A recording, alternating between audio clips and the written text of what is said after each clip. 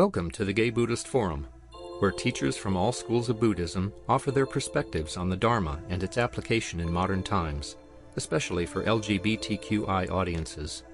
These talks are offered freely to the world and made possible by appreciative listeners.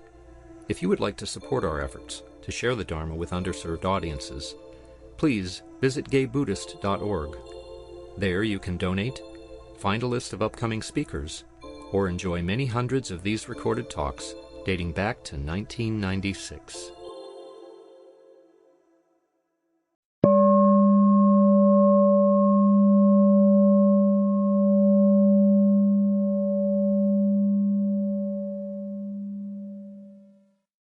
Okay, well, I think it's time now for introductions. Is there anybody here who is here for the first time or returning after a long absence? Oh, I see two hands at least. Could you introduce yourselves? Sure. Hi, everybody. I'm Shelley. I'm sorry I didn't get your name. Shelley. Shelley. Welcome, Shelley. Thank you. And I'm Bill. Welcome, Bill. Thank you. Anybody else whose hand I missed? No. Okay. And how about online? Anybody appearing for the first time? Yes. Would you like to unmute yourself and introduce yourself? Hi there. My name is Vincent, and this is my first time coming to this meeting. So thanks. Welcome, Vincent. Where are you? Thank you. Where are you coming from? I'm in Concord. I'm in the East Bay in Concord. Okay. Yeah. Anybody else online who's coming here for the first time? Okay. In that case, my name is Henry, and Bob. Jim. Andrea. Cherry, Stefan, Steve. Matthew. Tim. Andy. Grisha. I'm Brad. Kevin. Michael. Curtis. Jack. I'm Richard. Harold. Tony. Jeffrey. Bob. Kevin. And online, we have Vincent, who already introduced himself, Daniel, Tyler, Chris, Atchison Village, Joe, Don, Frisco Wolf, Andres, Rich, and Giddis. So, now it's my pleasure to introduce to you Kevin Griffin, who has the pleasure of coming in person here. Kevin is a Buddhist teacher and author of 9 books known for his innovative work connecting Dharma and recovery, especially through his 2004 book, One Breath at a Time, Buddhism and the 12 Steps. He has been a Buddhist practitioner since the 1980s and a teacher for 3 decades. He reaches a broad range of audiences in Dharma centers, wellness centers, and secular mindfulness settings. His latest book is Living Kindness, Metta Practice for the Whole of Our Lives, published in 2022. To learn more and to see his teaching schedule, visit kevingriffin.net. Thanks, Henry. Thank you. Nice to be here. Nice to know I'm not alone with my cough. I saw some cough drops being passed around. I'm more feeble than usual. This is my 4th week of some kind of awful thing, you know. And I would feel sorry for myself, but somehow it just doesn't look good on a Buddhist. Be a Buddhist teacher. And it's just nice to be here. I know I recognize a lot of faces, and at least some faces.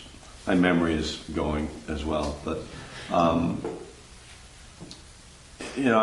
I'm sure I've been coming here probably for a decade or more, so I feel, a good connection with this group, and it's nice to see that it's thriving post-pandemic. So many groups really kind of lost their energy. I'm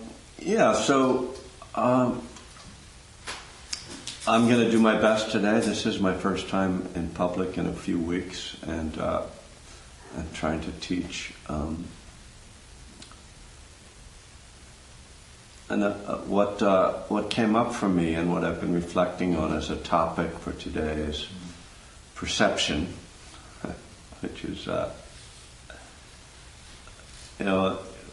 really key idea in terms of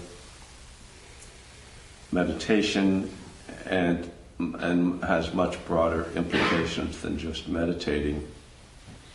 And it's something that's there in certain essential Buddhist teachings as well. And what makes it particularly important to me is that it has such a, and I'll try to define and talk about how Buddhists view this term perception. It's not exactly the way we do in ordinary Western language, but its role is so important in kind of creating our whole view of the world and how we see the world. And, so it's connected to the first factor of the Eightfold Path, right view. And this is so key to a Buddhist understanding of the world, that the world isn't one thing. It isn't an absolute thing, particularly in terms of how we understand it, but that it is a construction, and that our understanding of it is constructed. And so that construction is essentially what perception is. So traditionally, the narrow sort of definition of perception in terms of Buddhism is the labeling quality of the mind, or the naming quality of the mind. So everything that we see, hear, taste, touch, smell, or think, we put a name on, and so it's very tied in with language. But how we name things, that's a relatively neutral factor when it comes to things like tables and chairs and the sky. But when it comes to our understanding of reality, or important things like politics or relationships, and how we're interacting with people, all of a sudden how we name those things and how we understand them, and then how we perceive them, takes on huge significance. It can, mostly I'm going to talk about the personal here, not get too much into the global, which we're all trying to ignore as much as possible.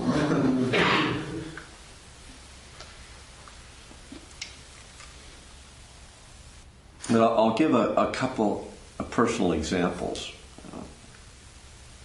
I have long identified as a depressive. I started to get depressed when I was 14, was treated in various traditional methods through my teenage years. They all failed, of course, or I failed, whatever. But it's something that I carried as a label and as an identity, without really reflecting on what it was that I was calling depression. There was a feeling, and I just gave it that name. Now, and that's perception, okay? It's labeling. It's there's an experience. It's just an experience. But then I name it, and then something very important happens that's part of perception, which is belief. When we name something, we believe that it is that. We give it a reality. which then starts to operate on its own. And so that if you have a feeling and you say, oh, this is depression, there's then a reaction in the mind, which is, oh, this is bad. I hate this. There's something wrong with me. I'll never get out of this. All the story, right? And each of those thoughts then has another feeling that it triggers, which is a more unpleasant feeling, so that you fall into this feedback loop that then becomes all-encompassing, and you know, it can be crippling, as you know, if you've struggled with depression. So there was one day, probably a decade or so ago, one evening, I was driving out to Spirit Rock Meditation Center in Marin to give a talk. And I have a monthly class there. It was a Friday evening. And I was getting just past Fairfax, and I started to have this feeling. And I thought, oh, I'm feeling depressed. And then I thought, what? I'm going to Spirit Rock to give a talk. I'm not unhappy about that. That doesn't make me sad. I don't have any negative feelings about it. And so as I reflected on that, I'm not sure that I put this all together at that time, but that moment particularly brought it to my attention, that there was something distorted about my understanding of what was happening. And eventually, I asked myself a simple question, which was, what would a normal person feel on the way to give a talk in public? And what I realized is anxiety, right? Because that's the normal reaction, a little anxiety, or a lot, maybe, for some people. And I thought, so over that time, as I've reflected back on that, I thought, what have I been feeling? And what's really been going on? And I realized that in my way of understanding this, and this could be wrong, but it's useful at least, is that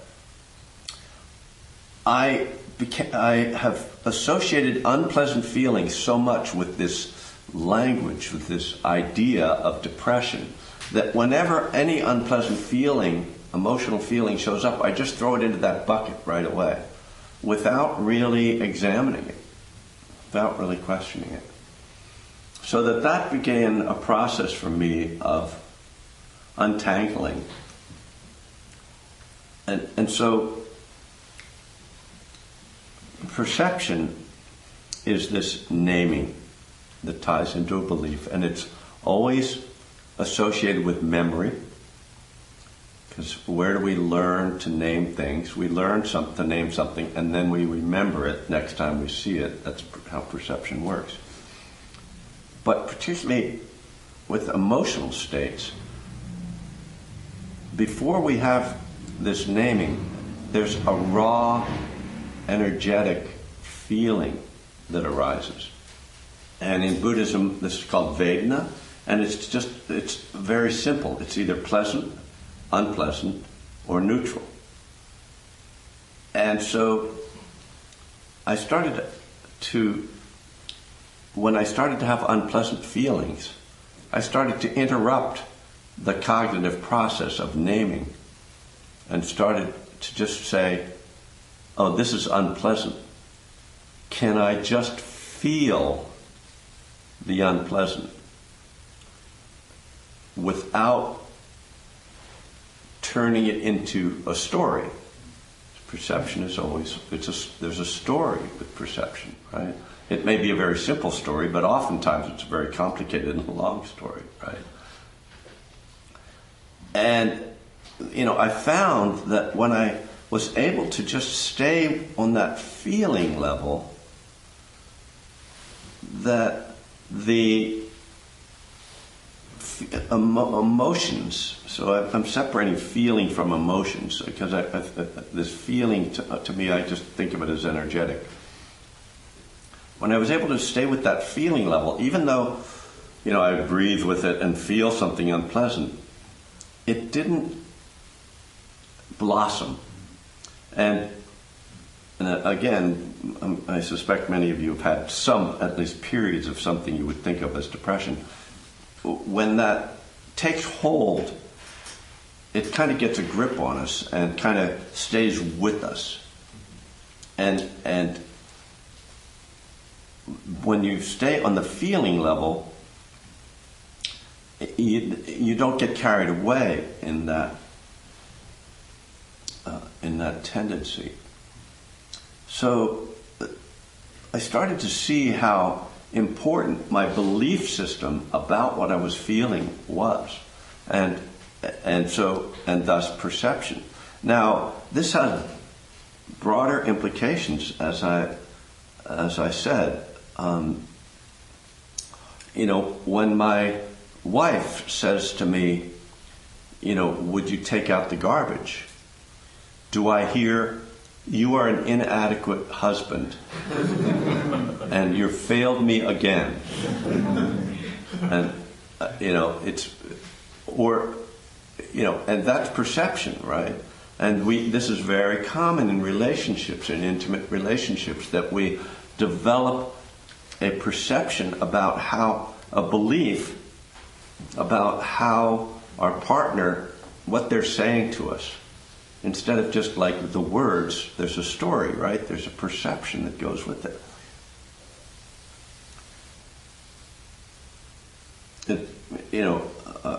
That's one of my favorite examples, just in terms of the interaction. But so let me bring this now back to a traditional viewpoint, Buddhist view, which helps us to see how we break this down. First of all, how it happens, how we get carried away with perception, and then how we can undermine those unhelpful tendencies. So the Buddha says there are 3 classic misperceptions. We have the misperception that things are permanent, that things will bring satisfaction, and that they contain a self, that they are personal. So that you could say that they're permanent, they're perfect, and they're personal. And for those of you who have been around the Buddhist world a while, you recognize where this is going, that these are the opposite of the 3 traditional Buddhist 3 characteristics called impermanence, anicca, dukkha, unsatisfactoriness or suffering, and anatta, not self. So when I have this feeling, and one of some years ago, I said to one of my Buddhist teachers, I remember this moment too, it's about 30 years ago, time flies, I'm always depressed. And he said to me, notice the times when you aren't. He didn't immediately say, no, you're not always depressed. But his point was, it is impermanent. And when you have the thought, I'm always depressed, it's depressing. And thus the feedback loop, right? But when you have a feeling, a depressive feeling, and you think, well, this is just a passing mood, this is impermanent, then you don't have to get so caught with it, right? You don't start that feedback loop. You go, oh, this is unpleasant, it's an unpleasant feeling, but it'll pass. Simple, right? But really hard to do, because we have this distortion. I don't know if it's a cognitive distortion, but it's sort of the term in cognitive behavioral therapy. We have this cognitive distortion that when something happens, it's going to stay. And then the unsatisfactory part, it's that there's this tendency also to think, what's wrong with me? Why am I having this pain? Rather than, pain, emotional pain is a natural thing in life. But then the personal, right, the not self part, so key. I talked about self-pity. It's like just being here and seeing that other people had cough drops with them helped me today. I mean, it's very simple. Because, when you feel that you are having this unique experience that is just, some failing on your part or some curse, that you've received, and you realize, I'm just another human being with a body and a mind. Then, again, there's this acceptance that comes with that. And I think acceptance is kind of a key idea here, to work with all the different energies that arise. I'm going to be 75 in March. And I remember in my late 60s, I had a couple of friends who were getting to be about this age. And I noticed that they were starting to lose certain cognitive abilities, that their memories were slipping. They were, and I thought, get ready. That's going to happen to you too. And it is. So that's really interesting. I was meditating this morning, and at the end of my meditation, I will recite the 5 daily reflections. I'm of the nature to age, to sicken, and to die. All that is mine, dear and delightful, will change and vanish. And then there's a list of related to karma. I'm born of my karma, heir to my karma, related to my karma, supported by my karma, owner of my karma. Whatever karma I do, whether good or evil, this I will inherit. And I often am like, I don't really like doing them. But I'm trying to be, I guess I'm just trying to be realistic. But the fourth one, which has 2 different versions. One version is, all that is mine, dear and delightful, will change and vanish. But the other one is, I must be separated from everyone and everything that I hold dear. And this morning I thought, what I hold dear is my body and my mind. I hold it, and when I say my body and my mind, I mean my healthy body and my healthy mind. And I just had this moment of like, I have to learn to let go, because these are impermanent. That's just the reality. And here I am arriving at this place where I've seen others, and I've sort of prepared in the sense that I knew this was coming. But what I thought was acceptance. I have to learn acceptance. And it's, some of you I know are in recovery. This is a very common term. There's a famous phrase from the Alcoholics Anonymous Big Book: acceptance is the answer to all my problems today. I don't know if it's the answer to all of them, but a lot of them. And the resistance, the wanting things to be different from the way they are, that's where acceptance is so key.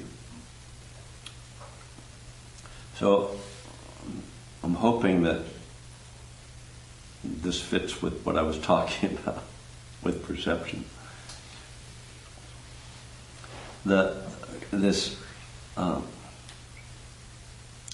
But I'll just come back to perception. Maybe it'll all fit together, but if not, one thing after another is useful. I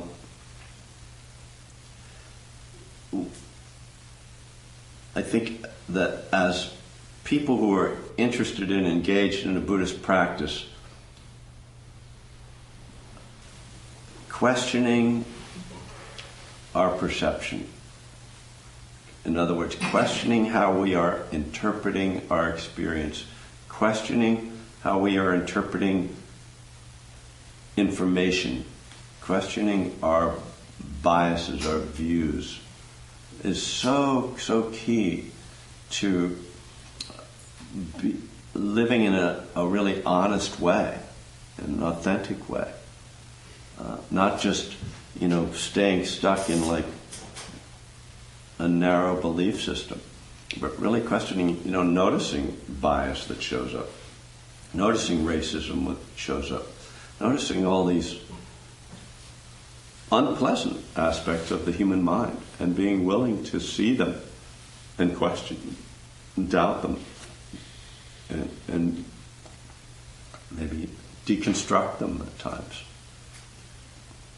I think it's one of the most useful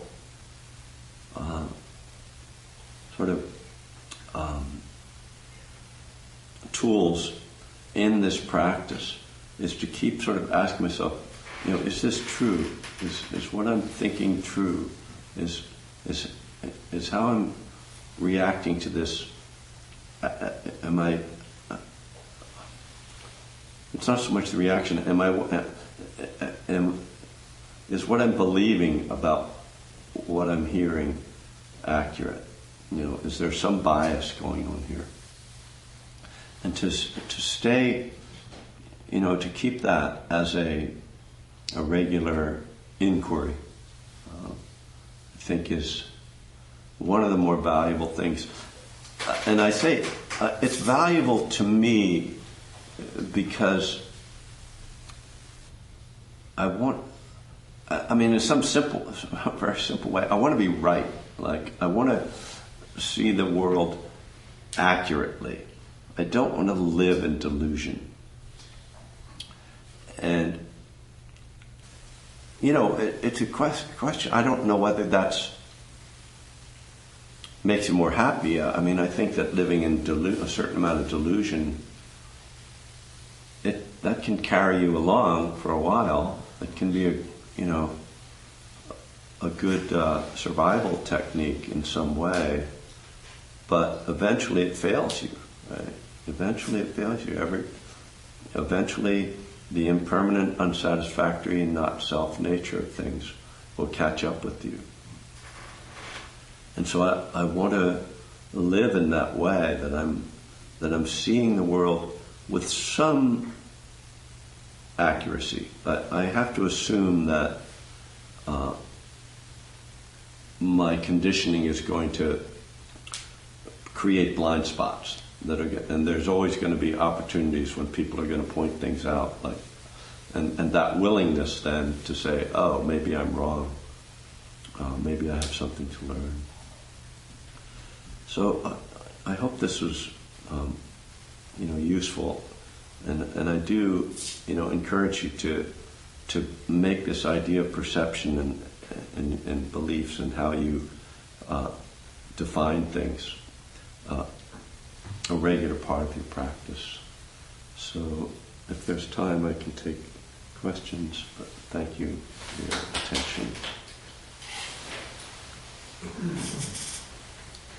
Yes, there is time. So does anybody in the room wish to ask a question? Or online, please raise your Zoom hand so that we can see you.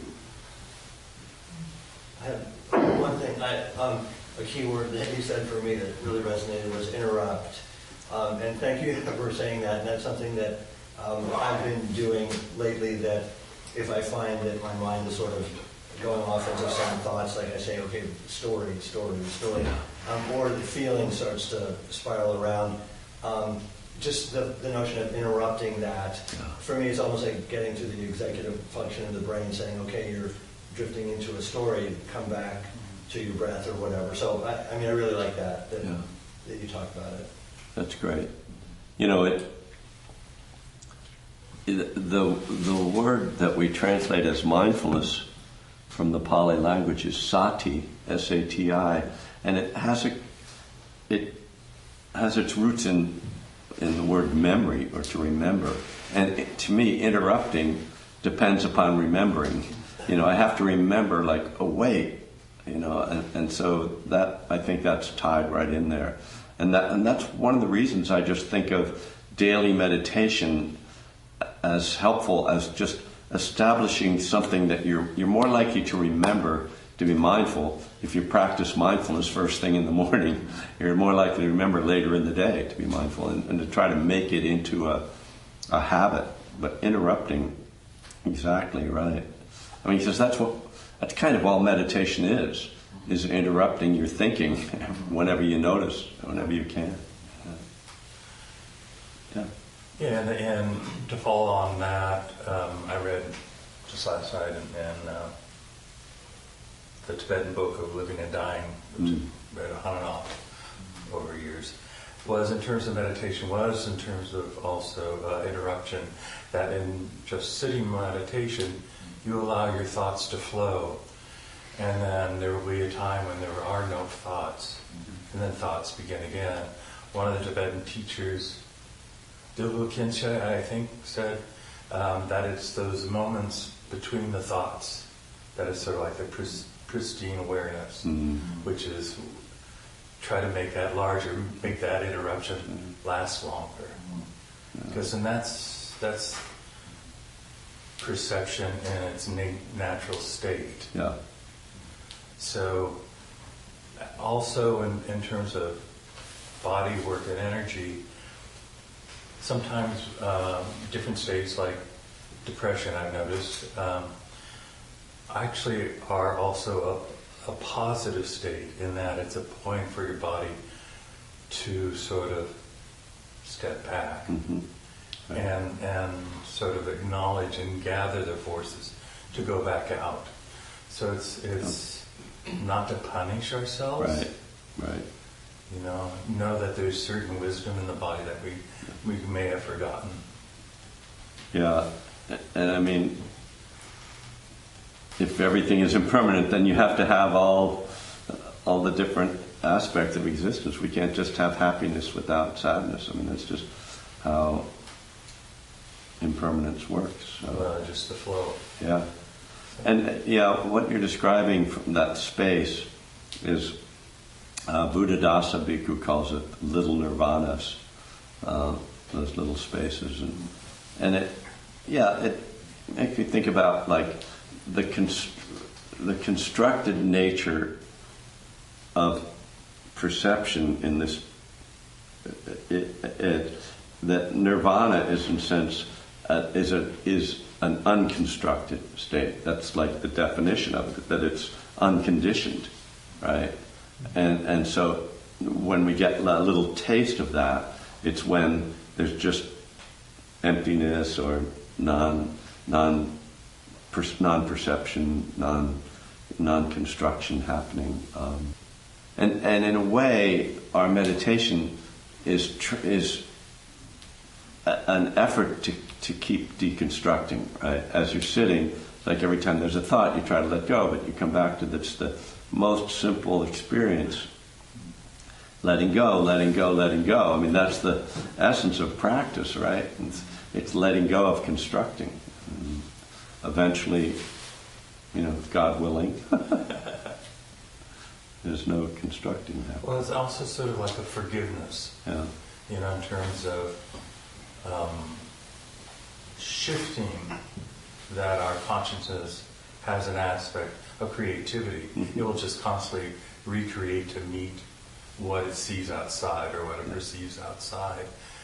And that's an okay thing. It's just of course. Realizing that I am more than just my constructs. Right. I mean, that's the key, right? That's the not self part. It's when we become so identified with the constructions, we don't realize that they are constructions. But when we can if we're fully engaged in our lives, then we are constructing in a creative way. It's a natural part of the flow of life, but we're not seeing that as me, and that's where suffering comes.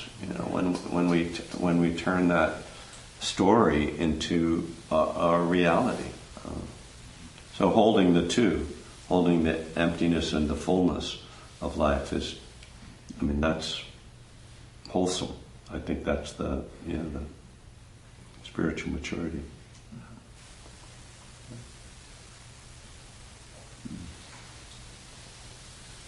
Yeah. I have a question. Or not maybe even a question, but a reaction. So Kevin, I liked your story about driving to Spirit Rock and deciding that maybe the label that you had for your feelings might be incorrect. And I'm a person who I used to think of myself as a depressed person, and I had that label in my head, and yet, I feel like I too have sort of changed the label.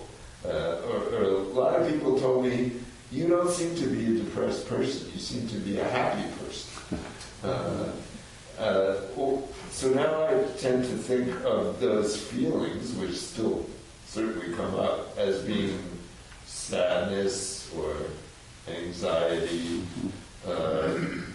and it, I don't know, I think it makes me aware that I'm not very perceptive about my emotional states. And maybe that is something that meditation can help with, or therapy or something, but I feel like there's still a distance to go in that process. Well, progress, not perfection, as we say in AA. But, I just think it's that distinction between having a feeling and being the feeling. And maybe, maybe society and maybe, whatever, our culture encourages this identification, like, this is my feeling, right? And it goes from being my feeling to being me. It becomes identity rather than just there's a feeling, there's another feeling. These are human feelings that show up. Some people have tendencies to have more of a certain type of feeling, but nobody is a feeling. It's such a funny thing that we even would define ourselves that way, right? I'm fear. Like, what does that mean? Of course we can't. We're not that. But that's certainly how we often fall into those patterns, those beliefs. Yeah. Hi, thank you for your talk. What I was thinking of when you were talking about this was, I call those my fallback positions, my stories, and and what I've learned is through recovery that to have witnesses that know my fallback story and know where they come from, and through whatever work I've done, is very helpful. And also that there is a story, and I used to say, this is bad, this is good, oh no, and now it's just like, what else is possible? And I'm in trouble here. I'm in trouble here, and I need somebody who knows and sees me. And the gift of my life and my practice is that I do have somebody that knows me and sees me, and we kind of number them sometimes. I'm on the 13th, and they're so familiar, and I think it's just for me, not saying this is good or bad, writing or doing whatever I need to and getting help. And then there's other ways. Yeah, thank you. And the forgiveness comes with that too, unpleasant. Well, and the other term of forgiveness, Brother David Steindl Ross is one of those where he says forgiveness is really giving yourself back into your life. It's not just absolving yourself, but then the motion back into your life is important to re-engage. Nice.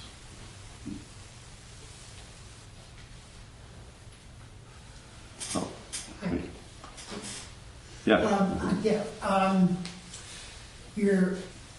This talk we've been having about labeling, I thought I'd share a little passage of Shakespeare around that, because it happens in the last act of Midsummer Night's Dream. Theseus is making a comparison to madmen, lovers, and poets, and then he kind of talks about the act of labeling, and kind of inherent in it also is the formless nature of reality. So he says, the poet's eye in fine frenzy rolling doth glance from heaven to earth, from earth to heaven, and his imagination bodies forth the forms of things unknown. The poet's pen turns them to shapes and gives to airy nothing a local habitation and a name. So, beautiful. Thank you. Yeah. And behind you. I'll say thank you for your talk as well, which, unlike it's not true for all talks, it was very real and it was very sort of moment to moment and how I experienced myself, and so applicable in that way. I'm wondering if you study with any particular teacher or in any particular school. Well, I mean, I've certainly always, been most connected to insight meditation, and so my first teachers were Joseph Goldstein and Jack Kornfield. In the past couple decades, I've been mostly drawn to what's called the Thai forest tradition of Ajahn Chah. And so I listen to a lot of talks from Ajahn Amaro, who has a podcast. I mean, it's just they just put his talks into a podcast. And he ordained in that tradition in the late 70s, and he's the abbot of the Amaravati monastery in England. His teacher was Ajahn Sumedho, and Ajahn Sumedho was Ajahn Chah's first Western student back in the late 60s, so there's kind of a lineage there. Are you familiar with Ajahn Chah at all? I've heard the name. Yeah, he was Jack Kornfield's first teacher. He's the person that Jack studied with and sort of tried to follow. And the Thai forest tradition, there's a sign of simplicity to it. It's not academic at all, and it's really based in sila, the morality, but in the broadest sense, not just rules, and right view. So this talk sort of fits with that in a sense. And is there a local study group of these? Well, there's a monastery near Ukiah, Abhayagiri, that you can visit, and they have. Maybe afterward I can give you the details on it, but they're actually in their winter retreat right now, so you can drop in, but usually you can go and stay there.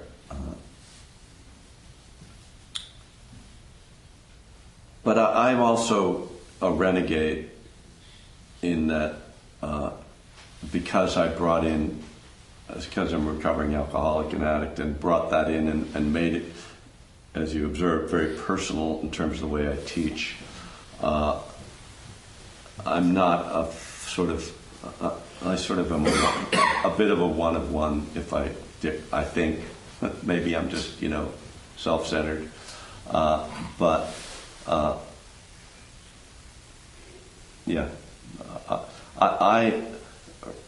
early on in my teaching, I found that my voice was most authentic when I was speaking the way I do when I speak in an AA meeting.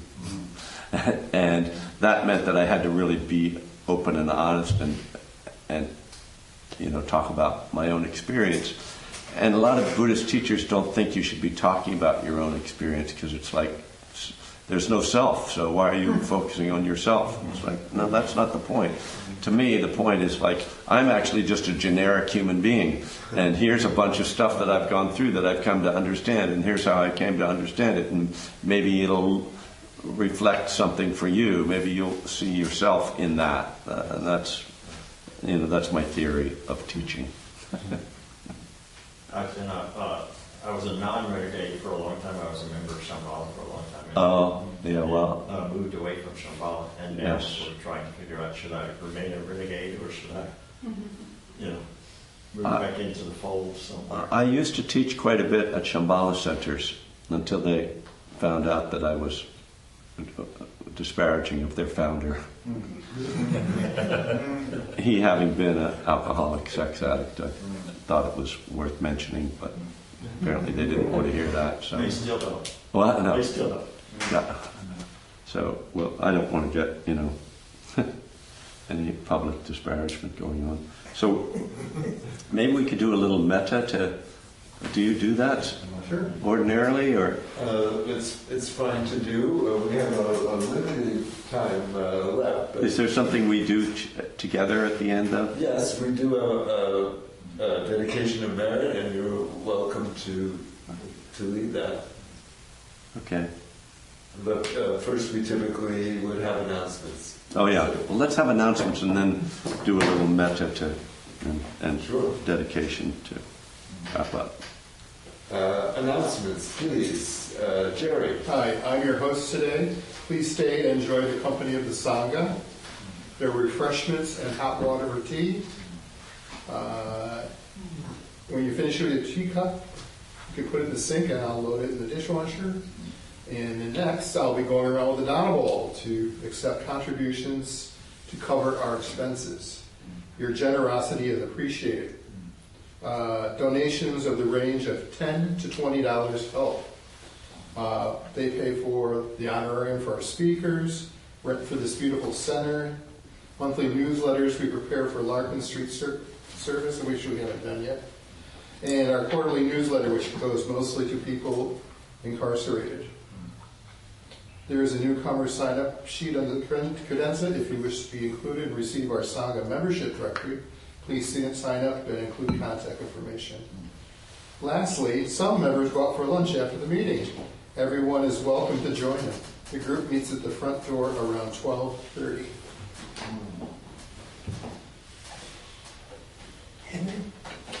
Also, just another reminder that we have a 5-day retreat coming up in April at Vajrapani Retreat Center in Santa Cruz Mountains. Our Dharma teacher will be Sean Fett Oaks.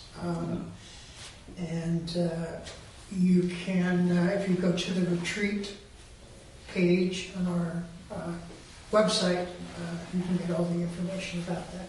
It's April 23rd to 27th. Thank you, Richard. You're welcome. Yeah. I keep on forgetting. I had to check. April 23rd to 27th.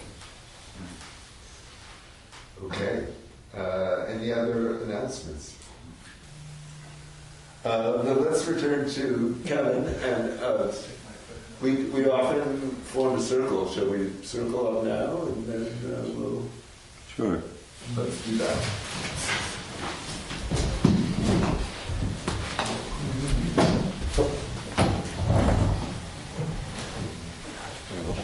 I recommend washing your hands after you pull.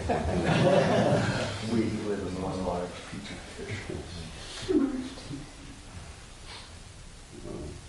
I'd just like to recite some of the words from the Sutta on Loving Kindness. Radiating kindness over the entire world, spreading upwards to the skies and downwards to the depths. outward and unbounded, free from hatred and ill will.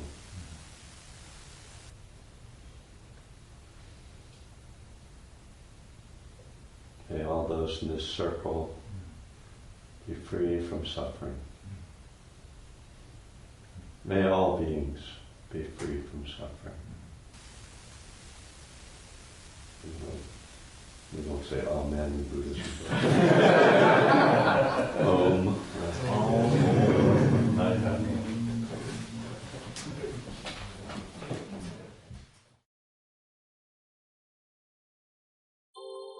Thank you for listening to the Gay Buddhist Forum. If you would like to hear several new talks per month and be notified of upcoming speakers so you can participate live, please subscribe to this podcast, like us on Facebook, and join our mailing list by visiting gaybuddhist.org.